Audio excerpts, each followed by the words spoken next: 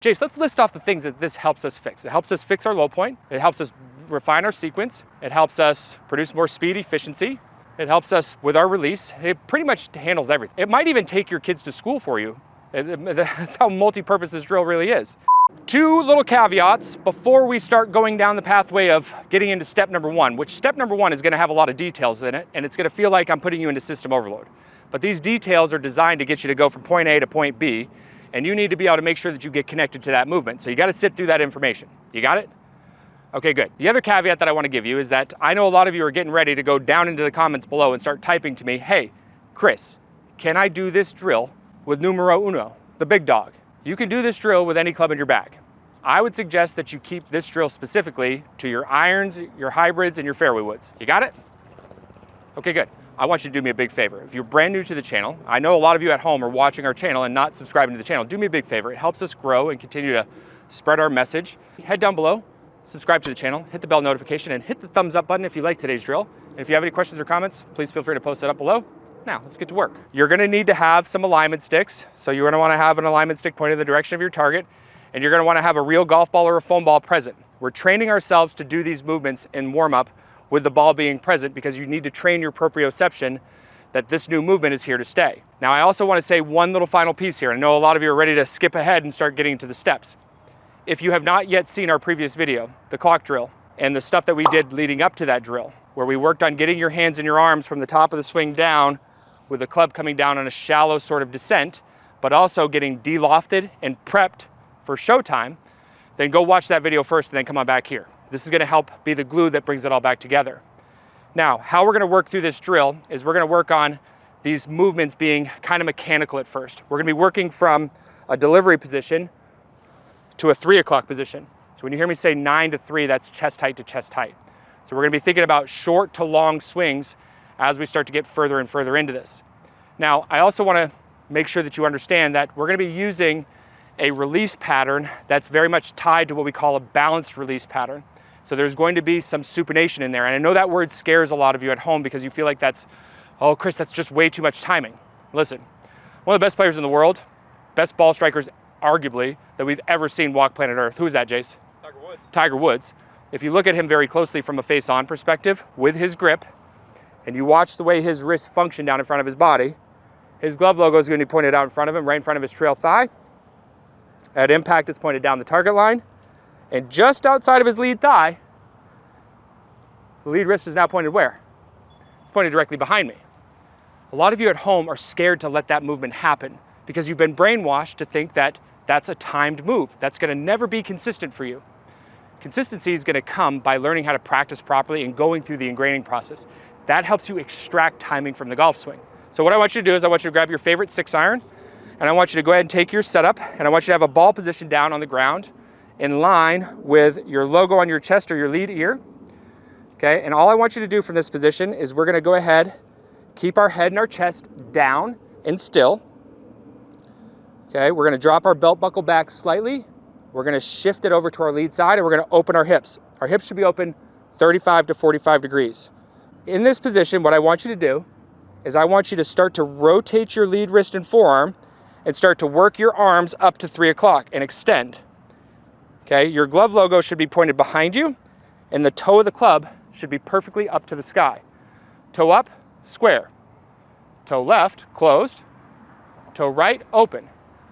I want you to be toe up to the sky. Make sure that that's perfect. Feel your body, shoulders, arms, and hips in that position because you're gonna be working to get back to that spot. Now, the sequence of we're gonna do that is we're actually gonna work on moving our hips to a open and a posted up position here first, and then we're gonna extend our arms. In a perfect world, those two things are happening simultaneously. That's how we put speed and in the golf club into the golf ball. Physics working for you. Think about that, right? If my hip's moving back and away, the golf club is moving in the opposite direction. That's what's making it go really fast. But we're gonna do this like we're doing it from the hips first and then the arms second. Why? Because most of you at home do way too much with your hands and arms way too early on. Now, let's go ahead and go through the drill. So we're gonna start out doing it in 2 choppy pieces, and our goal is to get to a point where we can go from right in front of our trail thigh, move our hips, get our arms extended as one fluid piece. And if you can do that and meet these 3 checkpoints that I'm gonna give you, then you're ready to start taking on step number 2 and start turning up the gas here. So let's go ahead and do a good series of reps together. Stand up, grab your 6-iron, get your ball position in the right spot. All right, I want you to go ahead and shift your hips to the lead side, drop the belt buckle back slightly, head and the chest stay down. Rotate the wrists, extend the arms. Your hands, if you have a line coming off of your toes in the direction of the target, your hands should be directly on top of that from your perspective. You're gonna feel some discomfort here because this is an uncomfortable position of side bend. You move through this position really fast in the golf swing, don't worry about it. Now from here, you're gonna come back. You're gonna put pressure under your trail ankle and turn your body back slightly so that your hands are just outside your trail thigh. Okay, you're gonna feel probably about 50-50, maybe 60-40 with weight on your lead foot. Now what you're gonna do is you're gonna shift the hips over to your lead side, open them up, and extend the arms out in front of your body, toe up to the sky. This is gonna scare the crap out of a lot of you at home, excuse my mouth. But the reason why it's gonna scare you is because you're not gonna feel like you have enough space to be able to get the golf club to fit between you and where the ball would be. You're gonna feel like it's gonna stuff it in the ground. Remember, there's all kinds of shallowing mechanisms that I'm gonna build into this. Do not let any sort of ground contact deter you away from the movements. So let's go ahead and go through the whole rep strategy now. Shift left, open the hips up, belt buckle back, head and chest stay back and behind the ball. Rotate my wrist, lift my arms up. Okay, now from here, pressure back under the right ankle and go right back to that same spot. I want you to feel like your legs and your hips are going first. Now, when you're doing this in the warm-up, you're gonna feel all kinds of tension in the hands and the arms. That's what we're gonna work to shake out now, is we're gonna work to make sure that this movement happens with tension-free hands and arms to let the club swing. If the golf club is prepped, your job is to get out of the way of it. So what I like to do is, now that I'm gonna start picking up the pace and make this more fluid, when I start to move my arms and my hips and extend, is I'm just gonna try to feel like I'm opening my fingers up on the club. That's gonna allow the club to pull itself down to the low point. It's gonna allow the club to do a lot of the rotation for you. You wanna look and check that position every single rep. Okay, so now let's go through it.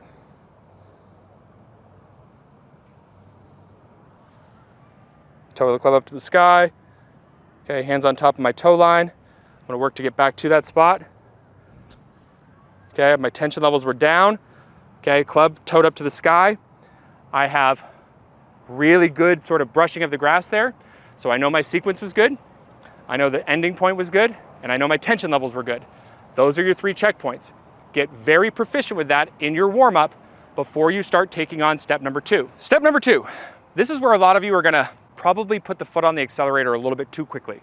Step number 2 is not to take that warm-up and all of those fancy positions that we worked on and to start throwing it out the window. But this is where we start moving dynamically from a static address position, making little small swings going back and getting into a longer position on the lead side to 3 o'clock. So it's a short to long drill. And we can actually introduce the golf ball. With my 6-iron in this second step, the most that you're gonna see my golf ball go is somewhere between 60 to 80 yards. But what we're gonna be looking for is not only making sure that our movements are really good, is we should start hitting the golf ball really solidly.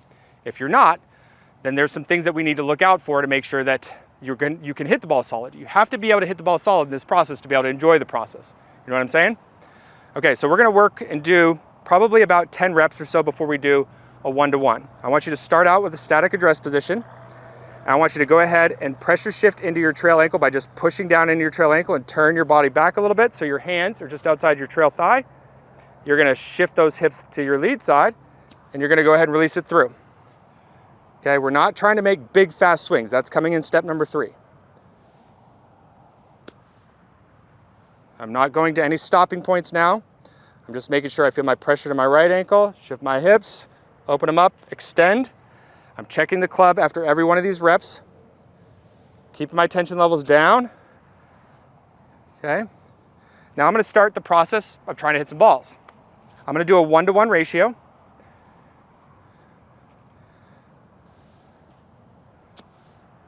Okay, that felt pretty good. My hands were on top of my toe line. Sequence felt good. Arm position, club felt good. Let's go ahead and try to replicate that. Okay, I hit that a little bit heavy, which some of you might do. What that tells me is I need to check a couple things. If I hit it a little bit chunky, then I could be possibly influencing the shaft by pushing on the shaft with my lead thumb. I could be taking my trail arm and trying to help the club down, or I could be firing my arms too quickly in the sequence. So what you want to do is just double check that your pressure is really light in your hand, make sure your hips are moving far enough to your lead side, and let the arms just swing through to that 3 o'clock position. So let's try to do another rep here to see if we can do it perfect.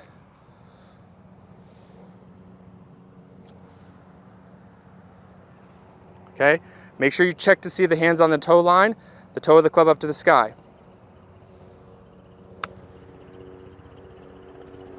Now, that was really good solid contact. That's something I could get addicted to. I know it's not fancy because the ball went 50 yards, 60 yards. How far did it go, Jace? 60 yards. So it's not going far. It's not designed to go far. But what it's doing is it's ensuring me that my path, my angle of attack, the club face closure, without having to have data out there, and you know that you can hit it on the center of the club face, and it's going a pretty reasonable distance on these little baby swings. That's what you're looking for. If you have mishits, then you need to go back to step number 1 and make sure that you have that perfect sequence of movements and that perfect landing spot and shake out that tension. Third and final step. This is where we start putting the gas on. What I'm gonna be trying to do here is I'm gonna be trying to get the golf club to be going close to my baseline speed and the shortest swing possible, my shortest backswing possible. Now, when I do this, it's very important that you understand that I don't want you just getting your arms back into a certain spot and then yanking them down in front of your body. That's gonna throw the whole sequence off. You need to stay in sequence. So I would start out by thinking about maybe like just under chest height, then to chest height, and then into full swing territory. A lot of you don't even need to go into full swing territory with this drill. Just think about short to long, and when you look at it on camera, you're gonna be absolutely blown away that your golf swing is pretty close to being full swing. That's what I want you to get from this message today, is that you don't need a long golf swing to be productive. You need a golf swing that's in sequence, you need a golf swing that's using leverage. Let's go ahead and test this out. Okay. So I'm gonna try to do some small swings here. So no, notice I'm not going just to 3 o'clock. In fact, what I would probably suggest to a lot of you at home is that I want you to now go all the way to a full finish position. So little small backswing, hold your finish. Now, one of the things that I like to tell people is that if you want to be really good at this drill, think about if you were to hit a shot, holding that position until the golf ball stops rolling. So short, all the way to a full finish, doing it as fast as you possibly can, thinking about what you just felt on steps number 1 and 2, making sure you feel and see those positions in your brain. Now let's start having some fun.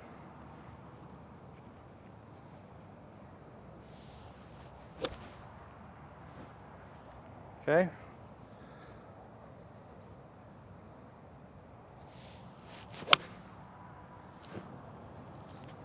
So that was really good and solid. So that little small swing, which I know is going to look a lot longer. I know I've got 2 more gears though. Just went 169 yards. So it went 169 yards on a little nothing of a swing. You can do that too. It's all about moving in sequence and not allowing your smallest muscles in the golf swing, your hands and your arms, to become big players. Use your legs and your hips. So I'm gonna work on my second phase. Again, I'm gonna be feeling like my backswing is chest height all the way to finish, even though the golf swing is gonna look longer when we look at it on camera.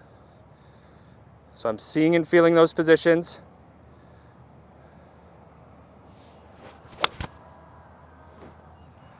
Love that. So not as clean as the other one, just maybe a little bit skinny, but 173.3. I'm also hitting range balls that are not coming off the club face very hot. But what I can tell you is that I already feel like I've had a successful practice session and I'm only a few balls in. Having the ability to be able to go out there and work on the right things at the right time and being able to hit the golf ball cleanly should give you a great deal of confidence that you know that you're moving the needle in a positive direction once and for all. So many of you at home work on the wrong things at the wrong time. And if you are working on the right things, you're generally not practicing it properly. That's exactly what we help you with at MyGolfDNA. Come join us, make it a great day. We'll see you in the next video.